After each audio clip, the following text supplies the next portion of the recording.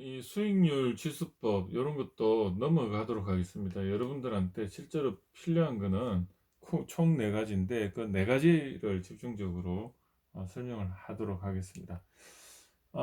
이제 간이 사업 타당성 분석은 여러분들한테 제가 설명을 드렸는데, 이 내가 가지고 있는 총 자산에서 한 1.5에서 2배가 매출이 되어야 된다, 이런 첫 번째 조건이 있고요. 두 번째는 이 매출액 대비 영업이익이 제조업의 경우 한 10%, 소매업의 15%, 음식업의 20%, 서비스업은 25%요 정도 비율이 나와야 되고요. 그래서 이제 우리가 보통 100만 원 매출한다 그러면 음식점 같은 경우 한 20만 원은 순영업이익이 나와야 된다는 그런 거죠. 그리고 그 매출이 있어요. 매출이 있으면 거기에 어, 비용으로서 두 가지죠. 하나는 제조 원가가 있고, 그 다음에 판매 관리비를 했을 때 영업 이익이 나오는데, 그거 말하는 겁니다. 이 순영업 에비타 기준으로 봐서 이게 전체에서 이 비용,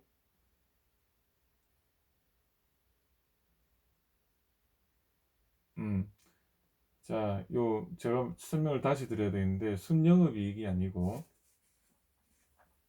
제가 설명을 잘못 드렸습니다. 그래서 이 순영업이익에서 또 뭐가 있죠? 법인, 영업의 수익과 비용이 있고, 그 다음에, 텍스가 있고, 그 다음에 뭐가 있어요? 그 다음에 감가상각. 이런 걸 다 감안해서 FCF 기준으로 봐서 이게 한 20% 정도가 나와야만이 된다는 거죠. 그래서 이런 것들이 사실은 여러분들이 딱 봐서 이제 뺄 거 다 빼고 해도 한 20%가 나왔을 때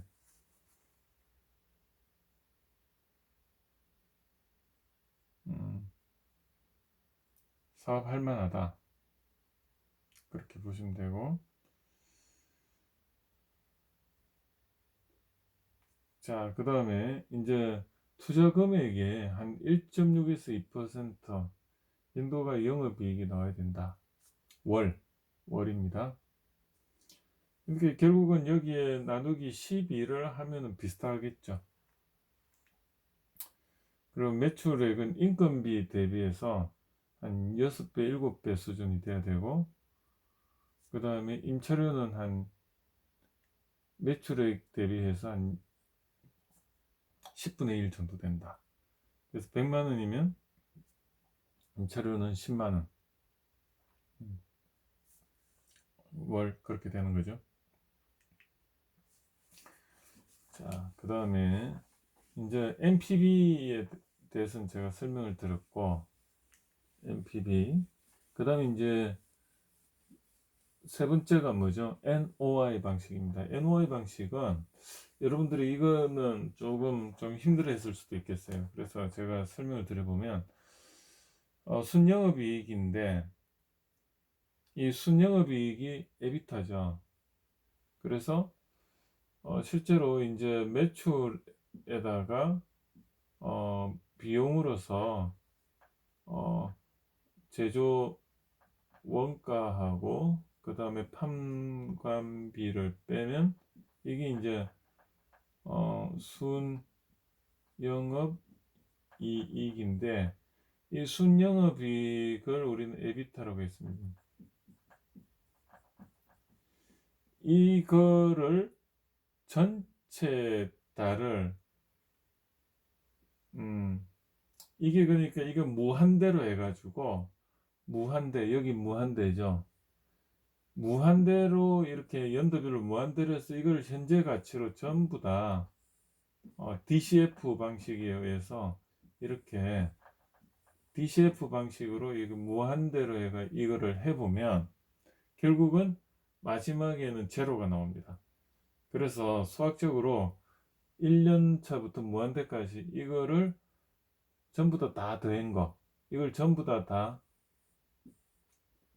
엑셀로 말하면 이렇게 해가지고 이걸 시그마 해가지고 DCF 방식으로 더한 게, 복리를 해서 더한 게 이건데, 이거를 우리는 NOI 방식이라고 하는데, 그런데 자, 이거를 자세히 보면 뭐냐면 여기 K가 나오죠. 이 K는 뭐냐면 이 금리가 아니고 이 여기 그 영업 순영업이익에다가 뭐죠? 텍스트와 ITDA 이게 감안된 금리입니다. 그거를 복리 DCF에다 적용을 해 보니까 어때요? 이게 기업 가치라는 겁니다. 그래서 미래의 그것을 무한대로 해서 아까 그 보면 NPV 방식은 유한하게 해가지고 이게 그냥 시중 금리를 DCF에 적용을 했다면 이 NOI 방식의 차이점은 이게 자본 비용이라는 것입니다. 그래서 이 자본 비용을 적용을 하고 무한대로 해서 그걸 현재 가치로 해서 그걸 더했을 때 이게 기업 가치 평가의 한 방법이라는 겁니다. 그래서 그런데 이 수학자들이 보니까 1 플러스 K의 이 CF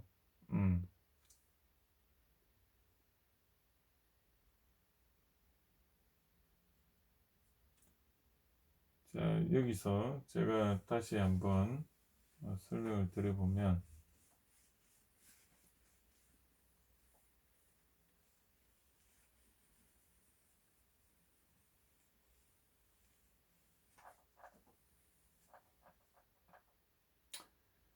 자,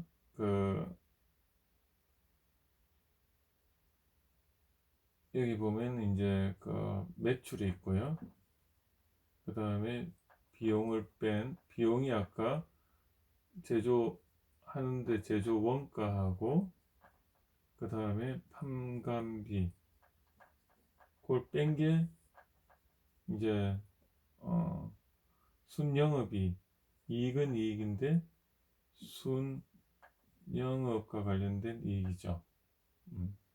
그래서 여기에 이제 이걸 우리는 순영업이익인데 before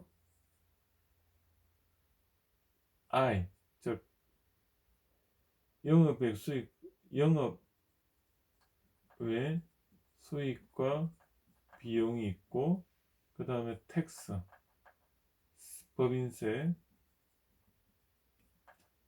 그 다음에 감가상각 유무형 감가상각비를 전부 다 제한 게 이게 잉여 현금 흐름이라고 하죠. 그래서 이거를 FCF라고 해요. 이것을 무한대까지 쭉 해가지고 그것을 현재 가치로 전부 다 해서 그것을 이런 잉여 현금 흐름을 무한대 DCF 방식으로 해서 복리 방식으로 해서 이거를 전부 다 시그마 다 합한 게 이겁니다. 그래서 이게 T는 1부터 무한대까지 해가 시그마 해가지고 이 DCF 방식이니까 여기 이 복리 계산하는 거 이걸 DCF라고 하죠. 그래서 요 CF가 이게 FCF라고 보시면 되는데 이걸 다 합한 게 결국은 이것을 수학자들이 계산을 해보니까 이 K가 그대로 나오고 K고, 그 다음에 F 이거하고 같더라. 이건 수학자들이 계산을 해보니까 요 무한대로 갔을 때 이 K는 그냥 K로 나오고 그냥 그대로 이렇게 나와서 이게 기업의 가치가 되더라. 그래서 그것까지 증명하는 건 여러분이 알 필요는 없고, 그래서 이 K가 뭐냐, 앞에서는 NPV 방식에서 그 R하고 같은 건데, 여기다 K가 이제 자본 비용인데, 이 자본 비용이 뭐냐, 그것을 이제 제가 보니까 이제 여러분들한테 7주차 제가 쉽게 설명을 했는데, 이 비용을 계산하는 방식이, 자 여기서 보면 비용이라는 게 타인 자본이 있고 자기 자본이 있잖아요. 타인 자본을 우리는 부채라고 하고 자기 자본을 그냥 자본이라고 해요. 그래서 부채는 이제 뭘죠? DBT라고 하고 자기 자본을 에코티라고 하고 이 전체를 우리는 캐피탈 CAPITAL이라고 합니다. 캐피탈. 그리고 이 타인 자본을 조달할 때는 우리는 이자를 지불을 하고 자기 자본 배당을 하죠. 이까지는 이해가 되셨죠? 그 다음에 여기에 보면 이제 자산을 우리는 에셋이라고 합니다. 미래 에셋. 그래서 이게 이제 대차 평균표인데, 자 그러면 이 캐피탈, 즉 자금이라고 하는데, 자금을 조달하는 게 이자를 주고 타인 자본을 조달하고 배당금을 주고 자기 자본을 조달하는 거죠. 여기까지는 이해가 되셨죠? 그런데 이 이자든 배당금이든 하여튼 이율, 이 K, 이율을 도출하는 방법이 어떤 게 있을까요? 이 타인 이거를 비율로서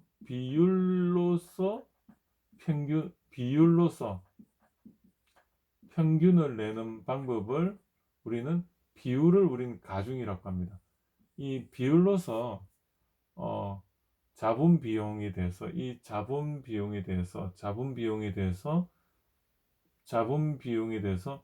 비율로서 평균을 내는 것을 가중평균 방식이라고 합니다. 그래서 예를 들어 가지고요.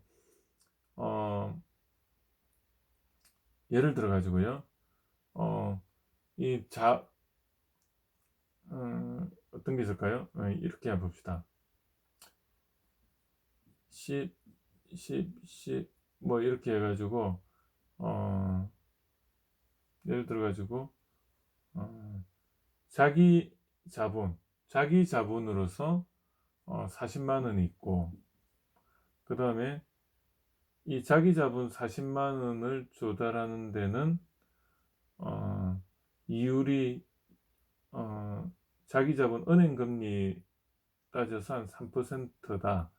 그런데 타인 자본으로 해가지고 조금 요거를 이해하기 좋게 하기 위해서 4%로 할게요. 그 타인 자본으로 해가지고 10만원, 10만원, 10만원, 10만원, 10만원, 10만원 내가 60만원을 40만원과 60만원을 타인 자본은 10%의 배당률을 가지고 했다. 그때 산술 평균으로 하면 어떻게 돼요? 산술 평균으로 하는 거는 말 그대로 여러분들 전부 다 이거를 다 더해가지고 n분의, 그러니까 10분의 총 해가지고 어떻게 해요? 4%가 40만원이면 4% 곱하기 40만원 플러스 10% 곱하기 60만 원이죠. 그것을 10으로 나눈 게 결국은 산수평균인데, 이 가중평균은 어떻게 하냐면, 평균을 내더라도 가중평균은 4%가 전체 어때요? 100만 원 중에 40만 원이니까 100만 원 중에 40만 원 플러스 10%의 배당률은 곱하기 전체 100만 원 중에 60만 원. 이 비율을 가지고도 해도 이 상수평균행하고 가중평균행 게 같더라, 이퀄이 된다, 그 뜻입니다. 그래서 이 가중평균이라는 거는 상술평균과는 달리 비율로서 평균을 내더라, 그 차이가 있습니다. 그래서 그게 요 내용이고, 그래서 여기서 보면 자기 자본을 S라고 하고요, 타인 자본을 부채 B라고 했을 때, 자기 자본이 S고 타인 자본은 부채 B라고 했을 때 전체에서 부채 비율과 그 다음에 전체에서 자기 자본 비용의 그 비율인데, 이게 금리죠. 타인 자본 같은 건 KD인데, 이게 타인 자본은 회사에서 그 발행하는 회사채 금리가, 인터넷에 여러분들이 그 주식란에 들어가 보면 이게 나와 있습니다. 그래서 요 3.32를 여기다 넣으면 되고, 그 다음에 은행금리, 즉 자기 자본, 여기 자기 자본은 배당금이죠. 이 배당금은 무엇을 넣느냐? 배당금은 여기 요 잘못됐습니다. 이 은행금리가 아니고요. 정확하게 말하면 그 배당률은 우리가 그 주식에 보면 PER이라고 있습니다. 이게 뭐냐면 PER은 주식 있죠.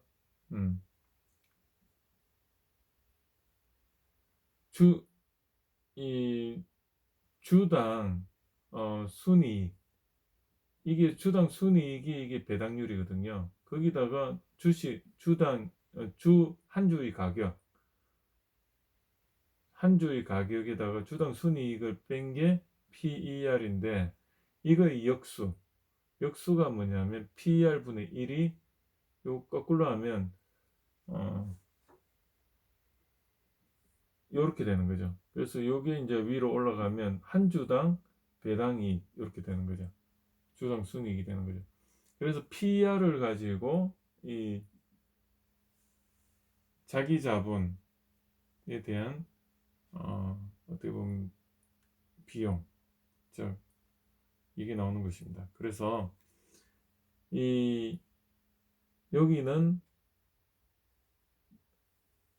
회사채 3년 회사채를 넣고, 그 다음에 여기는 이 PER의 역수를 생각하시면 돼요. 그래서 배당률을 넣으면 이 두 가지 비용에 대해서 평균을 비율로서 뽑아냈는데, 그러면 여기에 보면 이 부채, 즉 타인 자본에 대해서는 은행에서 이 법인세를 탕감을 해줘요. 법인세를 이만큼 나라에서 탕감을 해주니까 1 빼기 탕감된 비율의 이 회사의 그 부채에 대해서 이 회사의 그 이자를 내는 비용에 대해서는 나라에서 법인세를 탕감을 해주기 때문에 1 마이너스 이 탕감된 비율만큼이 적용이 되는 거고, 거기에 대한 그와, 그래서 요게 사실은 타인 자본 비용이 되는 거죠. 타인 자본 비용이 여기가 아까 만약 예를 들어 가지고 4%면 법인세를 30% 감면해 준다. 그러면 곱하기 1 빼기 0.3이니까 0.7, 즉 70%만큼만 여기 비율이 되는 거고, 그죠? 거기에 대해서 타인 자본 비율이죠. 그 다음에 이거는 배당 이율에서 자기 자본 비율 한 게 이 가중평균 자본 비용, 즉 가중평균을 통해서 평균을 도출한 거죠. 자, 그거를 그냥 여기에 넣어서 빼주면 기업 가치가 나오더라. 그게 NOI 방식입니다. 이해가 되지 않다면 다시 제가 계속 설명을 몇 번에 걸쳐 가지고 할 겁니다.